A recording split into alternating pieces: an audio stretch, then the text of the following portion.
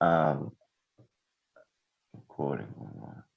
Um, I've been I've I've been able to help influence the various of different policy changes in Texas, right? All from the first budget item in Texas history, specifically for homeless youth and young adults, to the account that you all can go donate at the DMV office when you guys renew your driver's license, especially or right when you go renew your driver's license that is specifically allocated for resources for homeless youth or either youth in care or aging out of care. And right now, so the bill just passed. So not only will they be able to get their license for free, but soon they'll be able to go to their local workforce office and get driving license, like get real driver education classes, and that all of those things would be free. So that would be totally free. So these are certain things that I've been able to help influence during my time at TNOYS. And real quick, man, let me explain what TNOYS is, right? So TNOYS again is Texas Network of Youth Services, and it's a statewide network of youth serving providers. And our network includes a full spectrum of providers, right? From prevention to early intervention of foster care to housing homeless youth and young adults. And our mission is to strengthen services and support Texas youth and families to help them overcome challenges and achieve healthy development. We work to achieve that mission through a three-pronged systems change approach, right? And we like to call it the three P's. Okay. Our three P's is policy, practice, and partnership, right? As I said, I'm the policy specialist, right? So I'm gonna tell you policy first. In policy, we work on system change through policy change at the state capitol and state agencies, such as yourself, right? In practice, we work to improve practice through training and technical assistance through youth serving providers and partnerships. We do everything in partnership with youth and young adults and the youth adult partnerships model. So basically what that is like it's through our YALC as well. So we have a YALC, which is Young Adult Leadership Council, and they're heavily influencing and basically all of our work, right? So a big thing that I like to say is nothing about us without us, right? So you can't do work with youth without youth at the table or youth trying to influence what happens, to their peers, which is big for us. And like I say, we work across 7 different systems, right?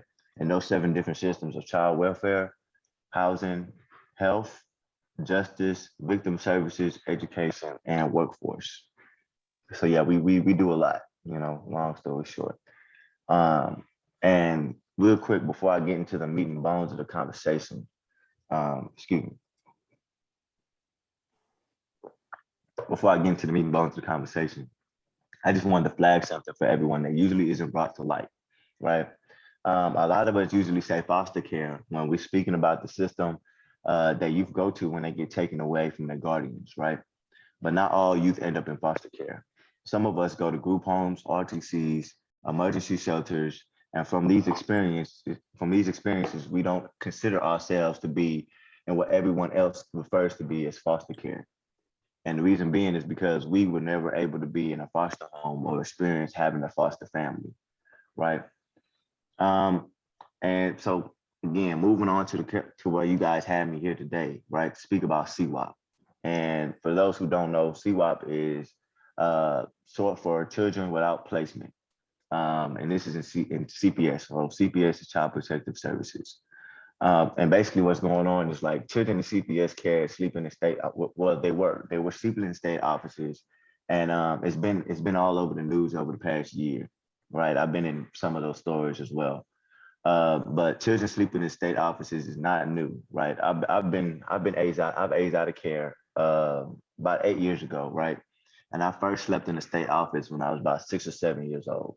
Um, so I know for me, and I don't really, for those who probably read the story and stuff, I won't speak about my experience much, but I know for me, it was definitely tough. It was tough, and I know it's tough for all of us, And when I say us, I mean the youth that have experienced it or are currently experiencing, not having placement, right, and also being labeled not having a placement, right. That's like this label on you, and you also get a label like the people just don't accept you or don't want you, right, and And to be honest, that bleeds into, you know, your everyday life, into your adult life as well.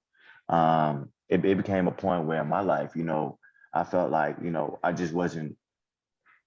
wasn't good enough. I wasn't good enough for anybody, you know. And looking back now that I, you know, I guess you could say I've aged out of that mindset. You know what I'm saying? Looking back, you know, I look back and I say, ooh, I look back and I say, you know, I understand. I understand why I felt that way about myself. It's because, you know, I was always the outcast. I was always the outcast. And again, when you're always told that you're the outcast, soon enough you're gonna believe it. Soon enough you're gonna believe it. So right now we're just trying to reverse that cycle, break that cycle, reverse that cycle, so that youth who don't have placement don't feel like they are left out. You know, don't feel like they're outcast or abandoned. You know, because to be honest, that's probably one of the reasons why they're in CPS um, to begin with. And again, I speak from personal experience. You know, um, but back on to, you know, the nitty gritty stuff. The capacity crisis, as folks have started calling it, is shared. I've shared is not exactly new. It's actually gotten worse, and the result of many issues, including underfunded system, the pandemic that we've all having to experience to this day, and the increased number of high needs youth who need support, right? And support comes in many shapes and sizes, right? Many shapes and sizes. The good news is that children are no longer sleeping in state offices. The legislature passed a bill this session that prohibits youth to be held in state offices or and sleeping in state offices while CPS finds them a placement. It doesn't mean that this issue is resolved, right? All that means is that they're not allowed to sleep in offices. Literally, that's it.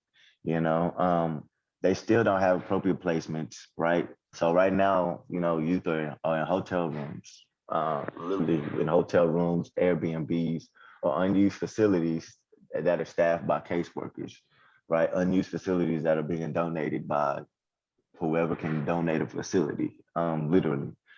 So there's a lot to be done. You know, long story short, there's a lot to be done, and for youth to thrive, to be able to thrive, right? And these are some of my pointers, right? So some of my pointers are this: caseworkers can better be prepared by understanding trauma, as well as building relationships with youth, building their trust, and giving them a voice, right?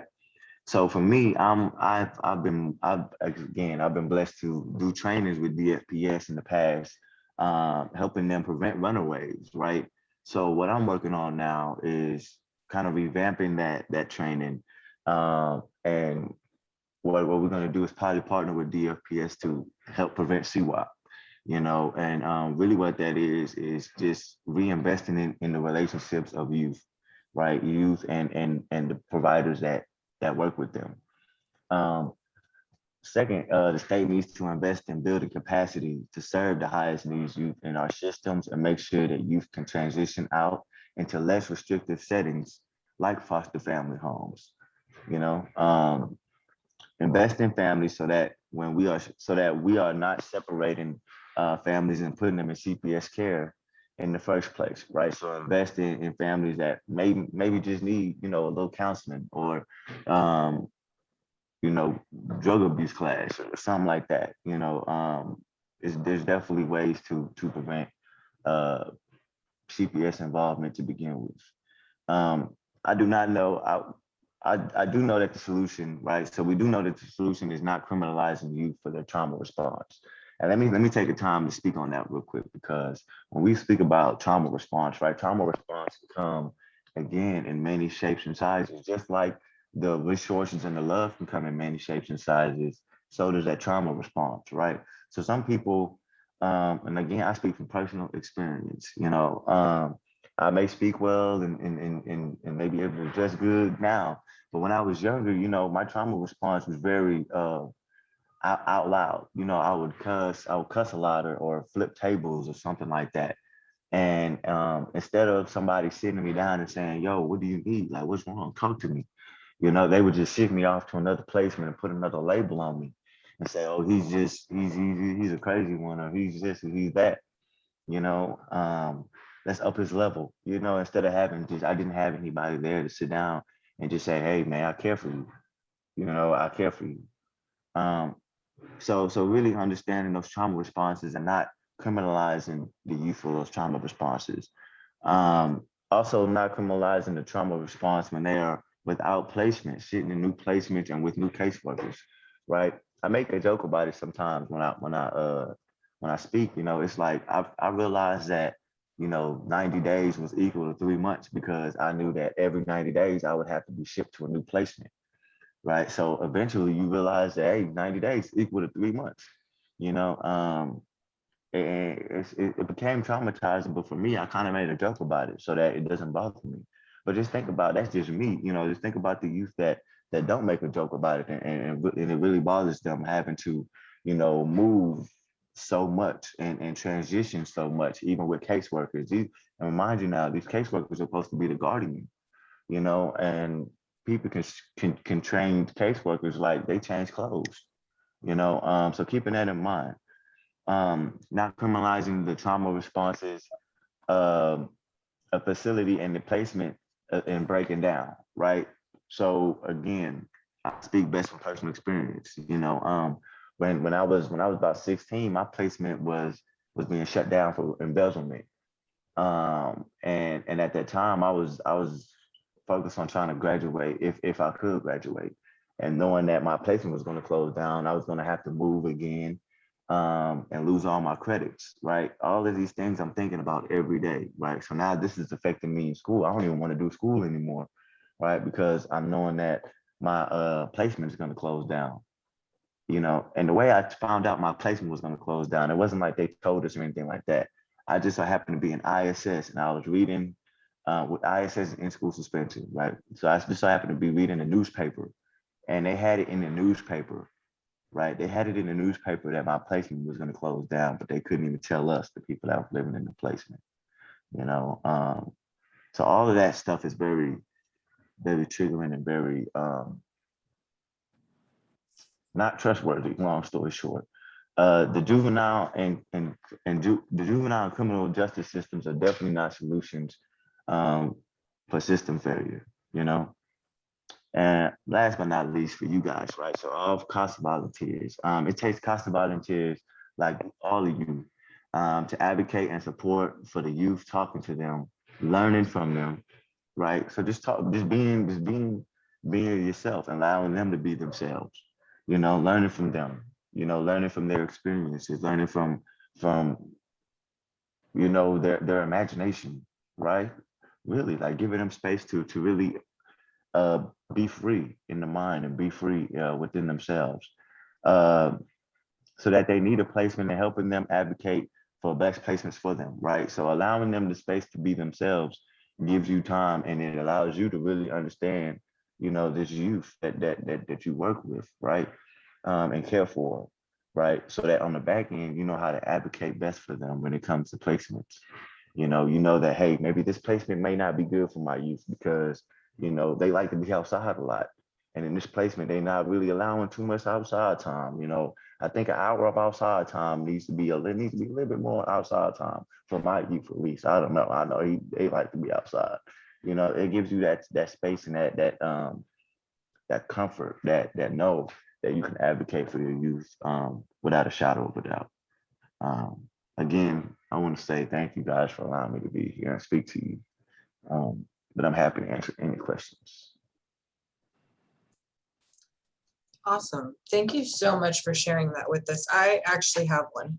I can imagine that whenever you are dealing with youth who have a pretty severe reaction to trauma, you know, there was trauma responses could be a little bit out there. How can you kind of put yourself in their shoes, or maybe be like a little bit more understanding so that it's not so easy to forget that? Because, you know, what you say, that's so valid. That's what all of these kids, you know, they're experiencing some form of this. So how can we know that, you know, they're acting out because they need help, not just because they're acting out? So I would say it's what you ask them. You know, ask them. I suggest ask them, what do you need? You know, that's the specific question I would ask. And even for me, I was one of the highest needs youth of them all. You know, nobody really just sat there and asked me, you know, what do you need? What do you want? You know, what do you need? What do you want? Talk to me. You know, it was always, what's going on? What's wrong? Right. And what that projects is, you know, you're bad, you're wrong, something is wrong with you, you know. So kind of taking that negative projection out and putting a positive projection in there and allowing that youth to know that, hey, nothing is wrong with you. You know, we understand that you may be acting out in a way to express yourself in a way because you really don't even know how to express yourself right now. And this is truly the only way you feel free to express yourself, you know. So giving that space right there Yeah, and knowing what question to ask. awesome. Thank you. Does anybody else have any questions? Thank you for sharing your thoughts and your story. And I marked down that you're working on a project right now, prevention on runaways. What's that like?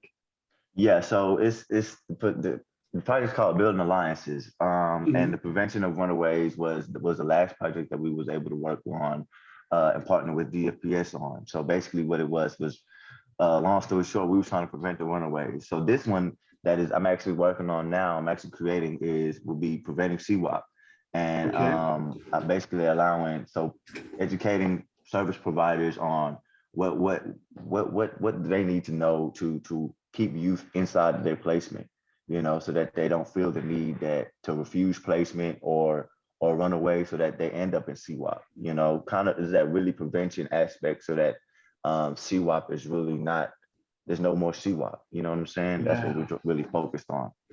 Well, as a CASA volunteer, how can we help, you know, in that project? Is preventing CWAP. What can we Yeah, add? I mean, I say just continue doing what you guys already do. You Okay. know, there's not really much that can be asked. You guys are the missing link, you know, and I'm gonna be real with you guys. So you guys are the ones that come in and give love. You know, y'all give the love that isn't really there or for caseworkers to give, right? So that's what I mean by continue being what you guys do. Like continue giving that love that without you guys wouldn't be there, you know, because that's exactly what I preach about, building relationships. You guys are that bond, that bridge. Yeah. I know our volunteers are all there, and we've talked on several occasions with volunteers on these very issues. And, you know, there's a strong relationship there. And how can we help, you know, a kid that is probably reacting to the trauma they had, and how can we help get them through that spot and keep them in a placement? So I want to say that right quick, because when you say building that relationship, right, and let's say they do have a youth who is again has a trauma response and is acting out, right? Once that CASA worker has built that relationship with that youth, in the back of the youth mind is, let me call my CASA worker. You know, that's what that relationship is, right? So that it's no more trauma. It's I, you know what, I have a person who cares for me. Let me reach out to them. yeah, that is great. Thank you. No question, no question.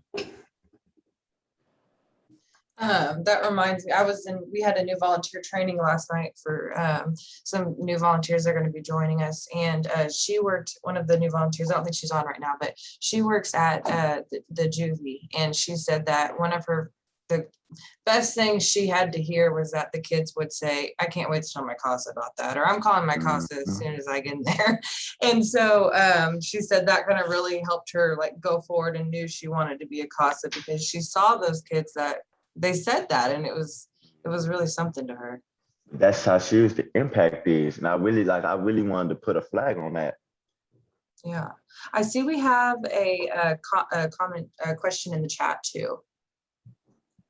Is there any help advice for aged out foster kids that need help getting identification documents, birth certificate, driver's license, etc.?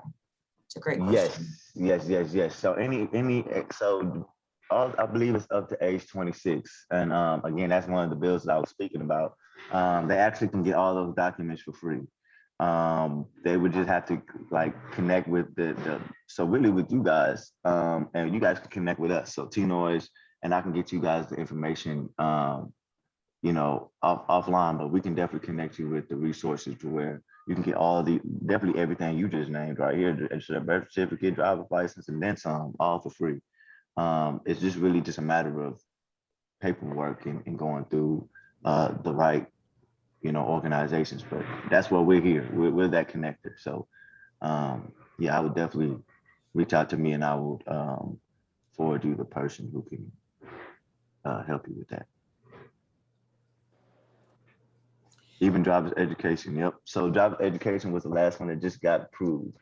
But actually it's still in the works as far as them having to go. So they'll be able to go to their local workforce office. And we're actually working with workforce to basically finalize that plan and how that will look like, as far as, trying to see if the youth was in foster care, or the forms that'll be used, and the different driving schools that they'll be able to go to within their area, and all that is being talked about as we speak. Like, we're in meetings about that right now. So the plan is, to be honest, it'll be about next year around summertime to have that in full effect for driver's education. And I mean, when I say driver's education, I mean youth being able to walk into the workforce and say, hey, I'm experiencing homelessness, or hey, I've aged out of care. Hey, I'm in care. I need a driver's license, and they'll be able to shoot them to, this school, that school, and not have to pay anything. Literally from the driver's education all the way to getting the driver's license, they won't have to pay anything. So that was huge. That was definitely big.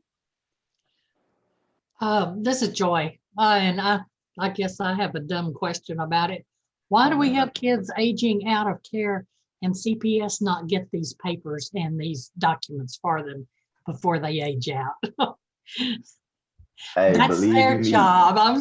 I mean, we have to help them, but. And you know what's crazy? It's actually documented that they're supposed to do that. I want to say when they're starting to do that when they're 14. They're supposed to start doing it when they're 14. And actually, I was one of those youth who aged out and had to go to Salvation Army to get my documents. Oh, So I definitely, and it's hard. I understand for you guys. Like, I'm big on putting my foot in other people's shoes, right?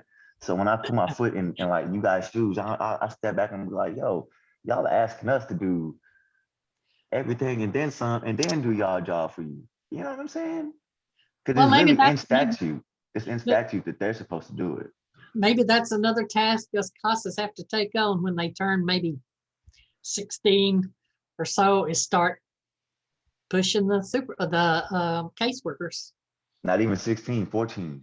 That's right, because they go through PALs and they go through all these things. And I thought that's what they're supposed to do.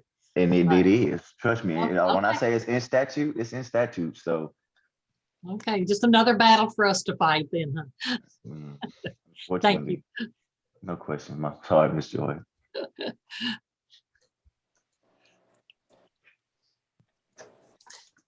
Does anybody else have any questions or comments?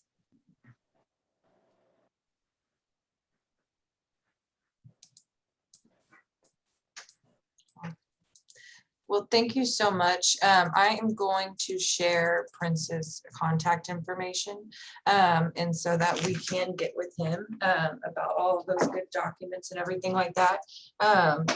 And this would also be a great time if anybody has any case related questions. I'm going to end the recording, so if you have any case related questions you want to talk about now, this would be a great time.